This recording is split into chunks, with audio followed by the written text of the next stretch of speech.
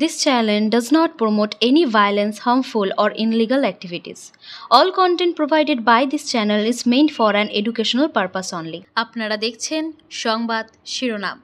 মাথা উঁচু করে এগিয়ে চলার শপথ। বালা সরস্বতীর জন্মদিনে তাকে প্রণাম জানায় সংবাদ শিরোনাম। বিংশ শতাব্দীর ভারতীয় নৃত্যকলার ইতিহাসে এক উজ্জ্বল জ্যোতিষ্ক ছিলেন বালা সরস্বতী। মাদ্রাজ প্রেসিডেন্সির এক ঐতিহ্যপূর্ণ শিল্পী পরিবারে তার জন্ম হয় 13ই মে 1918 সালে। তাদের বংশের যোগ অষ্টাদশ শতাব্দী থেকে তাঞ্জোরের রাজদরবারের সাথে আর মাতামহী বীণা ধন্যমল ছিলেন কর্ণাটকী সঙ্গীতের এক প্রবাদ প্রতিম ব্যক্তিত্ব। মায়ের সান্নিধ্যে সঙ্গীতের প্রতি অনুরাগ জন্মায় এবং মায়ের কাছে নৃত্যের প্রথম পাঠ নেন বালা সরস্বতী। 4 বছর বয়সে প্রখ্যাত নৃত্যগুরু কাদাম্পা পিল্লাইয়ের তত্ত্বাবধানে ভারতনাট্যমের কঠিন সাধনা শুরু হয় তার। পরবর্তীকালে চিন্নায়া নাইডু ও গৌর আম্মলের কাছেও তিনি নৃত্যের বিভিন্ন ভাব ও আঙ্গিক রপ্ত করেন। মাত্র 7 বছর বয়সে কাঞ্চিপুরমের এক দেবালয়ে তার প্রথম অনুষ্ঠানটি মঞ্চানুষ্ঠান হয়, যেখানে তার সহজাত প্রতিভা ও ছন্দবদ্ধ নৃত্যশৈলী দর্শকদের মুগ্ধ করে তোলে। বালা সরস্বতী ছিলেন ভারতনাট্যমের এক অনন্য শিল্পী। নৃত্যের বিশুদ্ধ রূপ এবং ভাববঞ্চক দিক থেকে এই উভয়ের প্রতি তিনি সমান মনোযোগ দিতেন। তার অভিনয় ছিল গভীর আবেগপূর্ণ। গানের প্রতি কথাকে তিনি নৃত্যের মাধ্যমে জীবন্ত করে তুলতেন।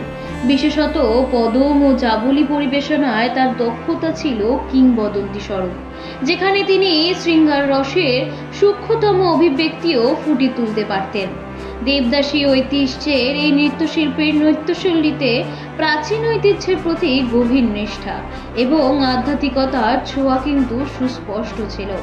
তিনি ভারতনাট্যমকে কেবল মন্দির প্রাঙ্গণ থেকে বৃহত্তর অডিয়েন্সের কাছে নিয়ে যাননি, বরং আন্তর্জাতিক মঞ্চেও এই নৃত্যের মর্যাদা তিনি প্রতিষ্ঠা করে দিয়ে গেছেন।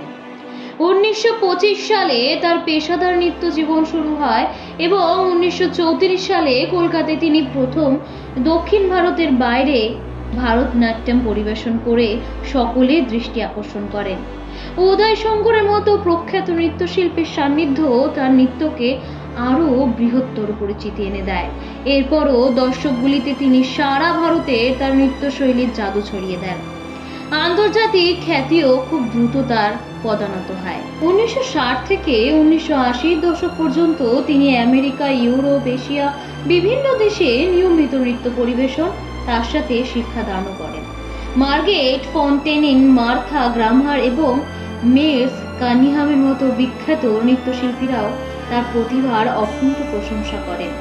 দীর্ঘ কর্মজীবনে বালা সরস্বতী বহু সম্মানে ভূষিত হয়েছেন, যার মধ্যে সঙ্গীত নাটক একাডেমি পুরস্কার, পদ্মভূষণ, মাদ্রাজ সঙ্গীত একাডেমি কর্তৃক প্রদত্ত সঙ্গীতার্য সর্বোচ্চ সম্মান সঙ্গীত কালানিধি এবং ভারতের দ্বিতীয় সর্বোচ্চ অসামরিক সম্মান পদ্মভূষণ, তার সাথে সাথে আরো কত কি তিনি পুরস্কার লাভ করেছেন। তার শিল্পকর্মকে আরো বৃহত্তম অডিয়েন্সের কাছে পৌঁছে দেয়। 9 ফেব্রুয়ারি 1984 সালে তিনি মারা যান। বালা সরস্বতী কেবল একজন অসাধারণ নৃত্যশিল্পী ছিলেন না, তিনি ছিলেন ভারতনাট্যমের একজন প্রবাদ প্রতিম গুরু ও সংস্কারক। তিনি এই প্রাচীন নৃত্যশৈলীর ঐতিহ্য রক্ষা করে তাকে বিশ্বমঞ্চে এক বিশেষ স্থান করে দিয়েছিল। তার নিজস্ব নৃত্যশৈলী আজও ভারতনাট্যমের শিক্ষার্থীদের কাছে অনুপ্রেরণার উৎস। চেন্নাইয়ে the Bala Saraswati institute of performing arts তার স্মৃতি বহন করছে এখনো এবং নতুন প্রজন্মকে ভারতনাট্যমের শিক্ষা দিচ্ছে। বালা সরস্বতী আজও ভারতনাট্যমের ইতিহাসে নৃত্য নারী হিসাবে সর্বদাই কিন্তু অমর হয়ে থাকবেন আমাদের সকলের মাঝখানে। সংবাদ শিরোনামের পক্ষ থেকে বালা সরস্বতীর জন্মদিনে তাকে শ্রদ্ধাঞ্জলি জানায় সংবাদ শিরোনাম। This channel does not promote any violence, harmful, or illegal activities.